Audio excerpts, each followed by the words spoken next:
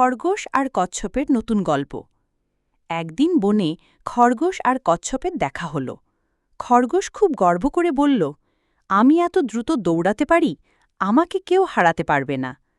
কচ্ছপ শান্ত গলায় বলল, গতি বড় কথা নয়, ধৈর্যই আসল।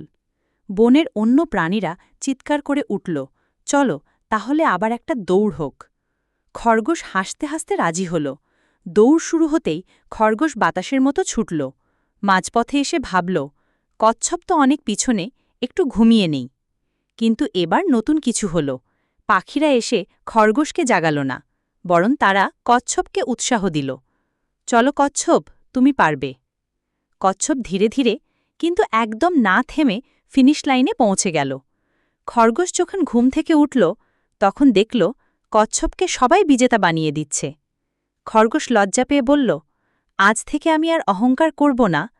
শিক্ষা: অহংকার করলে ক্ষতি হয়, ধৈর্য আর অধ্যবসায়ে সাফল্য আসে।